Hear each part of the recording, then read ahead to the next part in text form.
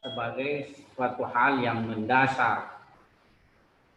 Jadi di antara dua fakultas persepsi manusia, yaitu indera dan akal, menjadikannya indera sebagai hal yang prioritas dan prinsipal. Mereka di dalam sejarah pemikiran filsafat disebut sebagai kaum positivis. Para pengikut positivis, bagaimana kita isyaratkan, mengingkari persepsi akal dan konsep-konsep universal.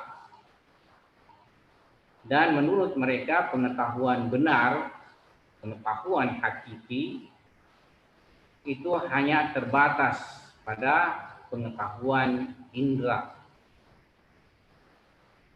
Mereka meyakini bahwa yang dinamakan dengan konsep, ide, dan gagasan universal pada dasarnya adalah lafaz-lafaz atau kata-kata mental yang dialamatkan sebagai simbol-simbol bagi wujud-wujud partikular eksternal atau misdak. Di satu sisi, para positivis ini membatasi pengalaman pada yang indrawi dan tidak mengakui pengalaman yang bersifat batin. Sebab itu, pengetahuan betul-betul semata-mata hanya diperoleh daripada pengalaman indrawi, persepsi indrawi. Dia menafikan pengalaman batin seperti pengetahuan huduri. Sebab itu mereka memandang pengetahuan itu yang bersifat ilmiah hanya sebatas pengetahuan yang diperoleh dengan penginderaan. Adapun pengetahuan yang disebut sebagai pengetahuan huduri, menurut mereka tidak mempunyai makna dan tidak ilmiah. Karena itu menurut mereka pengetahuan yang bisa dibuktikan kepada orang lain hanyalah semata-mata pengetahuan yang diperoleh lewat penginderaan. Karena itu para positivis memandang pembahasan tentang insting dan motif serta berbagai soal psikologis lain yang dicerap lewat pengalaman-pengalaman batin itu semuanya tidak ilmiah.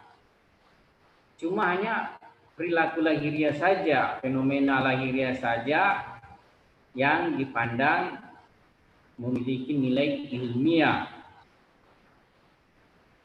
Dengan dasar ini tentu ilmu psikologi pada hakikatnya telah kosong daripada kandungan aslinya.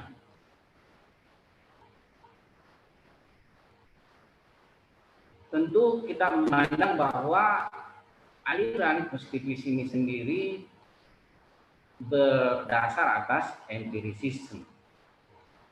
Tapi dia suatu bentuk empirisme yang ekstrim.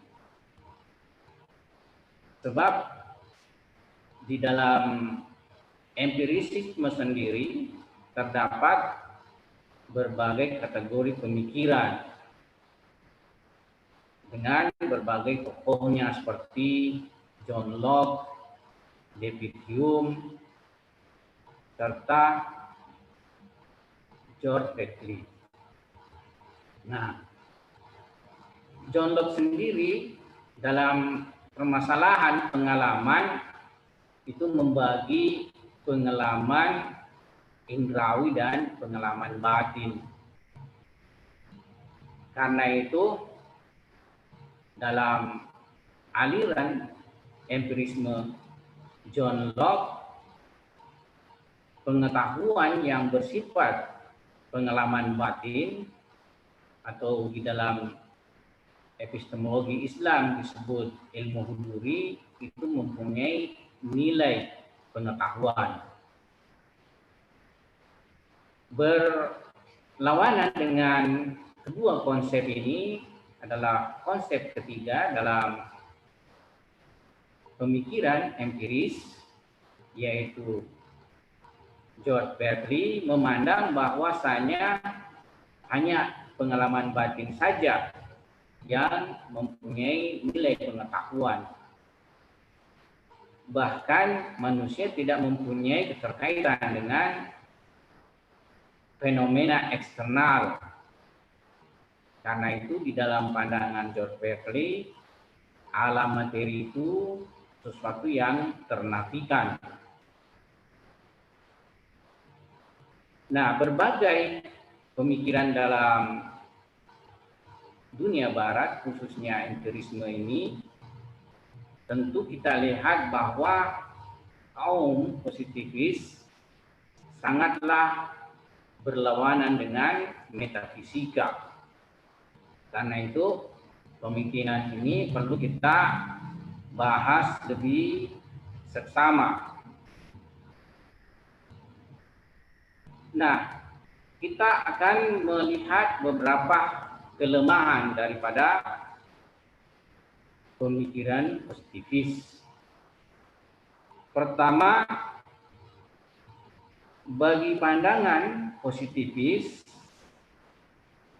adalah dengan tidak menerima pengetahuan huduri serta pengetahuan badihi akal, maka jalan untuk mengafirmasikan nilai pengetahuan menjadi tertutup.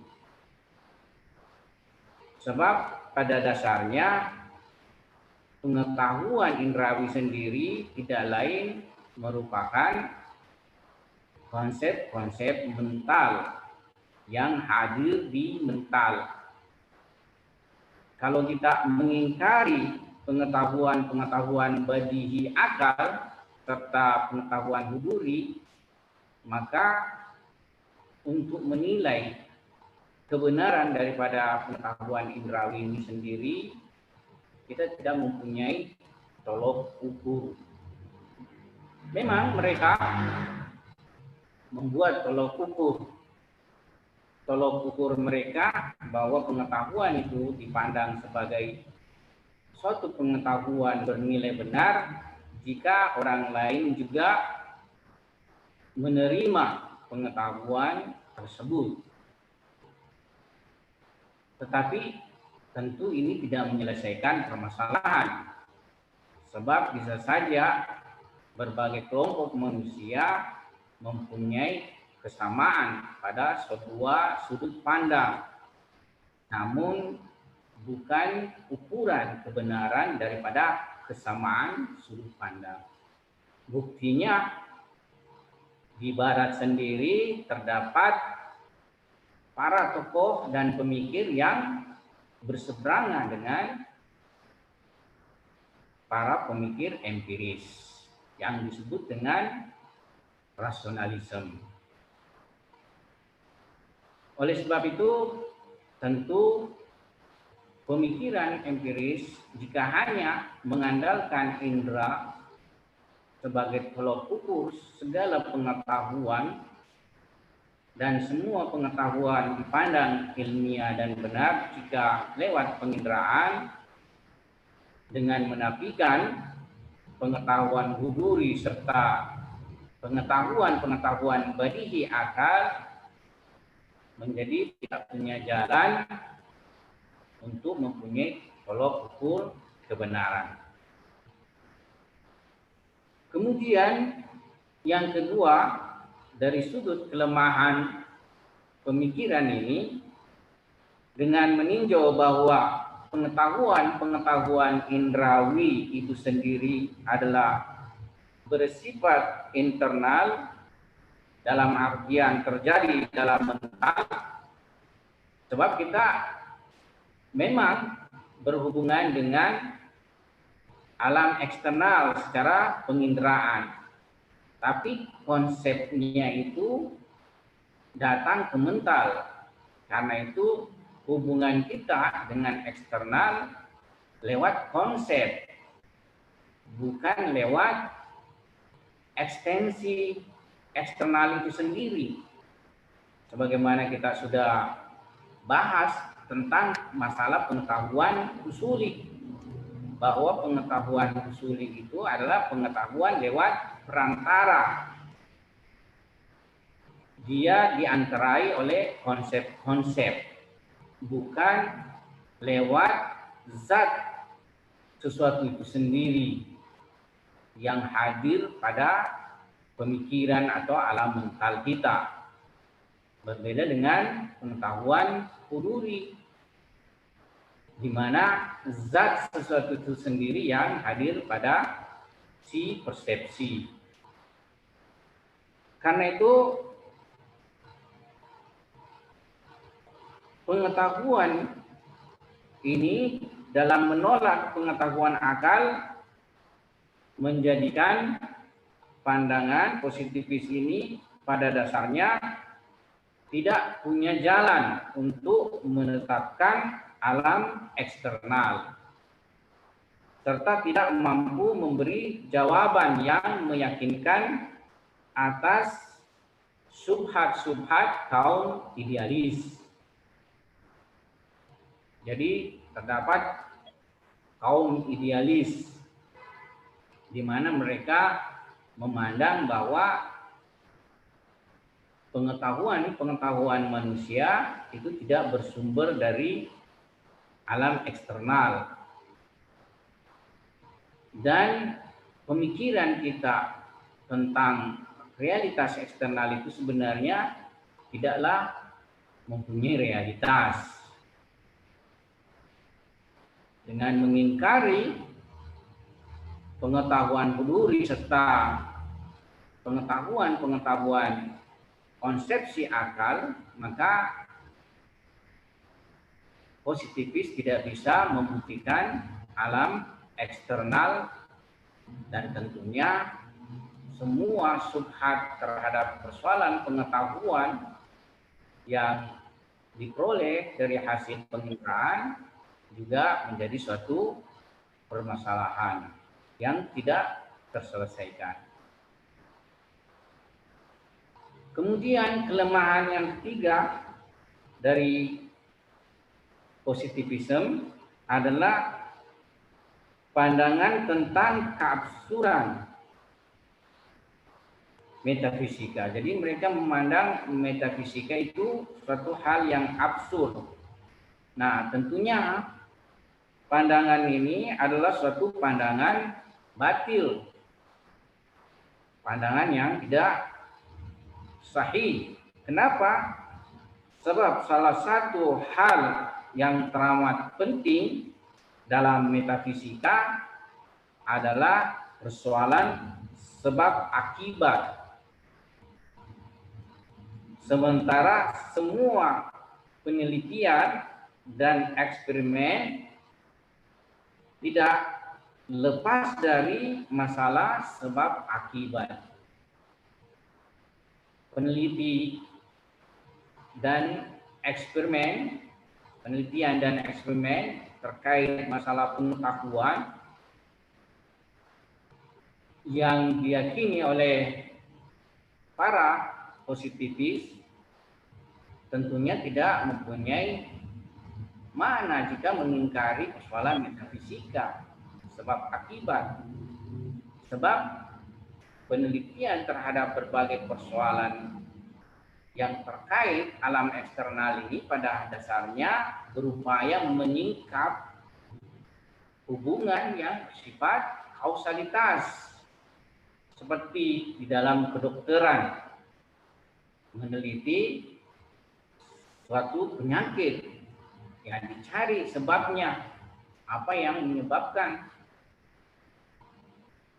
penyakit tersebut, kemudian